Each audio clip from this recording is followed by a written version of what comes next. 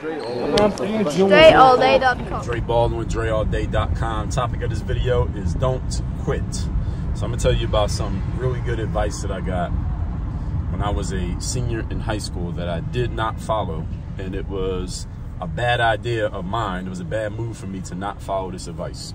So if you were following me back in the basketball days, you know that I played barely played high school ball, but then I walked on and played college ball, and then I played professional ball for 9 years. But my senior year of high school, after I had barely played in high school, I played on this team in this league called the Sunny Hill League, which is it's like an amateur league in Philadelphia for high school kids, but all the best high school players play in that league. So if you're trying to be somebody or you want to compete against the guys who are somebody, and you play in high school and you live in the southeastern PA area or South Jersey, you came over to the Sunny Hill League to play. So Kobe Bryant, Rip Hamilton, Wilt Chamberlain back in the day, anybody who was somebody from the Philadelphia area when they were in school, high school age, they played in the Sunny Hill League. So I got on a team in the Sunny Hill League when I was a senior in high school. So it was after the senior year was over. So it was like leading into that summer after high school graduation.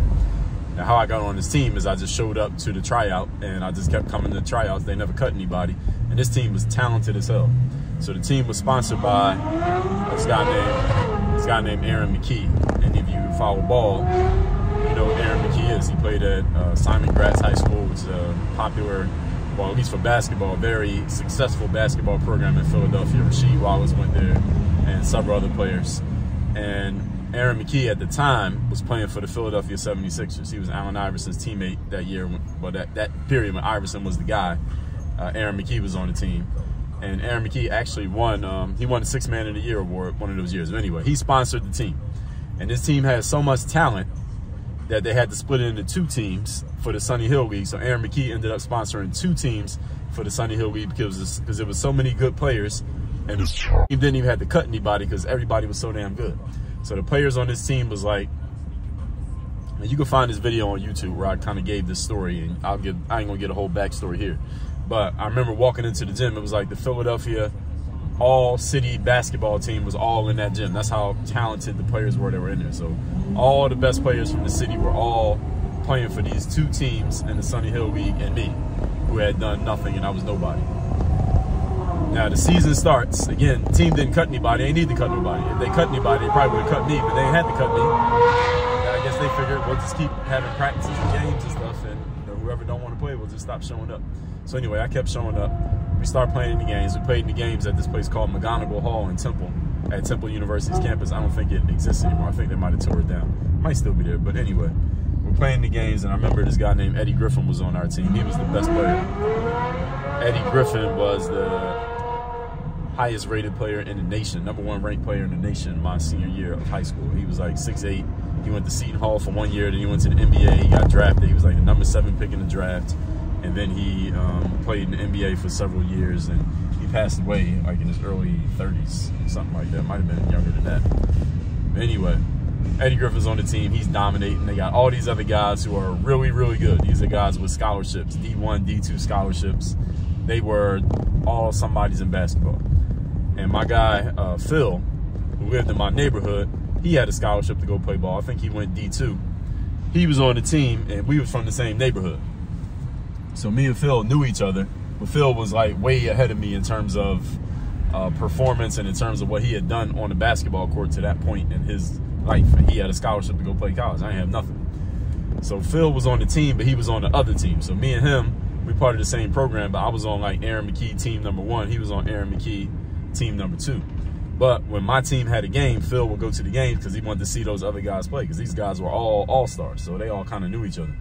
So one game, I remember I had borrowed my pop's car to go to the game, right?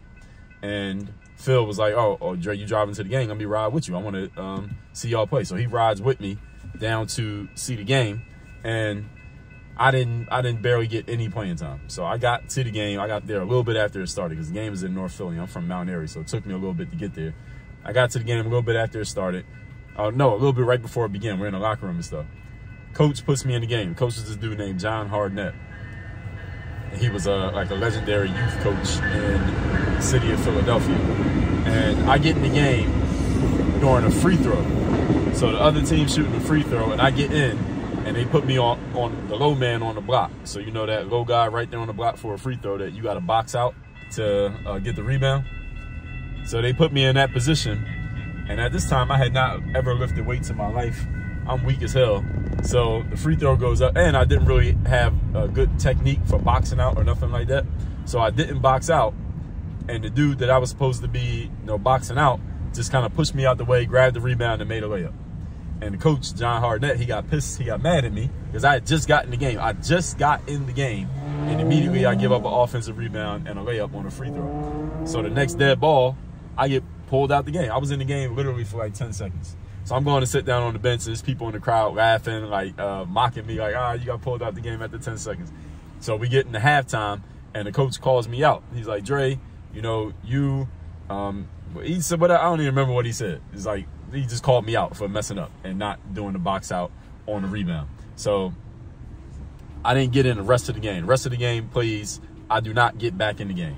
We probably end up winning the game because my team, these dudes on this team was just all stars anyway. I got in like as a charity. I got some charity minutes getting in the game. So the game ends. I don't get back in the game. We driving home from the game, and I had my dude Tim was with me. He's from my neighborhood. And my dude Phil, who played on the other Aaron McKee team, he's in the car with me. And as we're driving home, I'm like complaining and bitching about the fact that this dude put me in the game for 10 seconds.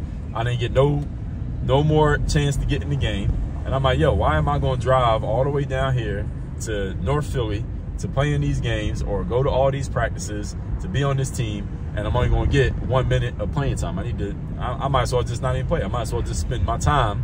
I could be going to work wherever I was working at that time, because I always had a job up to that point, like a little part-time job. Or if I want to play ball, I can go to the local park and work on my game, or go play pickup in the neighborhood. At least in pickup games, you can't get subbed out, right? So I could at least get some game experience. Why even keep playing on this team?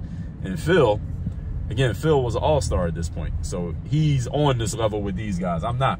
And he told me, he said, Dre, don't quit.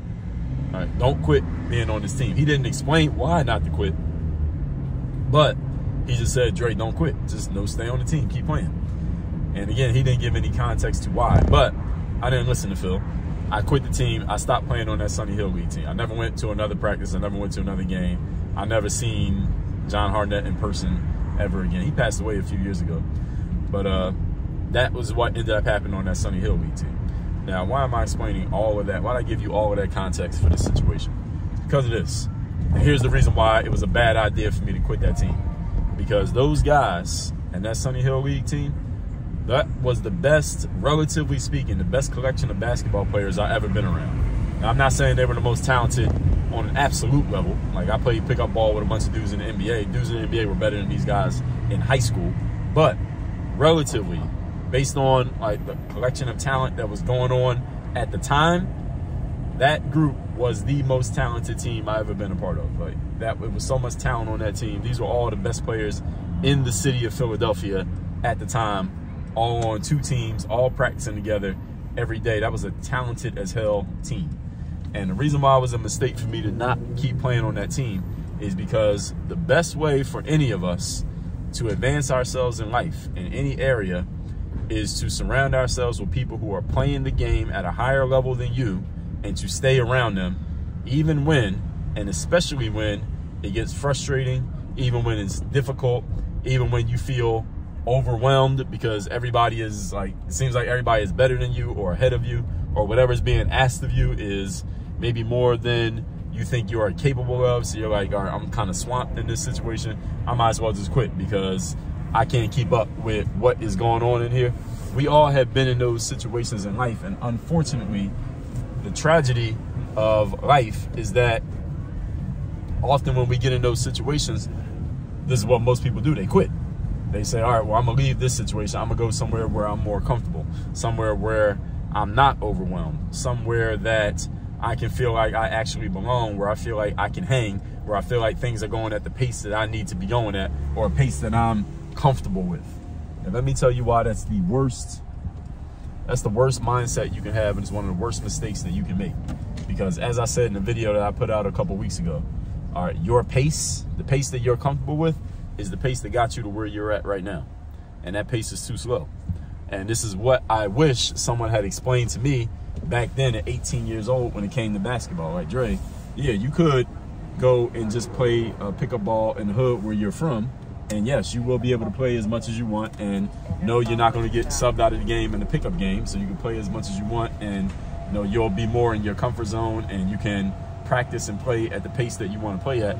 But the problem that nobody explained to me, again, that I wish somebody had, and I'm explaining to y'all, is the pace that you're going at, Dre, playing pickup in the neighborhood, is what got you to where you're at right now. You barely played in high school. You sat on the bench in high school. You finally get on this team with a bunch of talented players, and the coach is going to challenge you.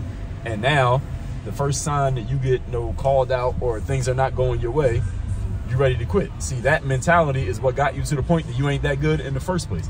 If somebody would have just had that real conversation with me, I would have stayed on that team, and I would have just sat the bench the whole year. Like, let me just soak up game from being around these dudes who are better than me. Or maybe, not maybe, but probably at some point in that season, I would have got another chance to get in the game, and then maybe I would have boxed out like I was supposed to, and I would have did my job, and I would have ended up getting more playing time. The whole point is, in life, you're going to be put in situations, or you're going to get the opportunity to be put in situations where you may be in a little bit over your head, where everybody around you is kind of better than you, and you can't really move at the pace that everybody else is moving at. What are you going to do in that situation? Are you going to quit? Are you going to say, hey, let me go somewhere where I'm more comfortable, where I can somewhere where I can keep up at my own pace and I can do things where I'm comfortable? Or are you going to instead do what you should do? And this is what I should have did back then. And this is what any of you should do when you get into this situation. Let me buckle down. Let me deal with the fact that I'm in a situation where everybody is a little bit or a lot better than me. Let's see if I can get some more light in here. It ain't bright enough in here. Let me deal with this situation where everybody is a little bit or a lot better than me and stay in it. Let me stay in the game. Let me stay in this battle. Let me stay in this fight for my opportunity so I can get better and I can move myself forward. Because in order to get better in life, we all understand you got to step out of your comfort zone, right? And everybody understands this. You ask people about the comfort zone. Most people understand the concept. To get better, you got to get out of your comfort zone. But then when it comes time to actually do something that's going to move you out of your comfort zone, what happens to a lot of people? A lot of people get uncomfortable and they don't want to do anything that is literally that's going to really move you out of your comfort zone. We just want to do the same things. I don't know why it's so damn shadowy in here. But they don't want to, a lot of people don't want to do things that's actually going to move you out of your comfort zone, even though, again, everybody claims, you ask them, let them tell it, everybody claims they understand this concept of getting uncomfortable in order to move themselves to where they want to be. Getting comfortable, getting uncomfortable. So here's the point, folks. When it comes to business, when it comes to your personal life, when it comes to your fitness, when it comes to sports, anything else that you're doing, when you're in a situation in which you are uncomfortable, that's exactly where you're supposed to be, because that's the only way you're going to get better. And the only way you'll continue to get better is to stay in those situations where you're uncomfortable and not quit, even though the easiest thing to do is to quit. And what most people do is the thing that's easiest, and that's the reason why most people are average and mediocre. So the question is, which one do you want to be? All that said, text me so I can send you my daily motivation message that I send every single day for free. My number is 305-384-6894. And secondly, workonyourgameuniversity.com. That's where you get to work with me directly. You want to get pushed out of your comfort zone quickly.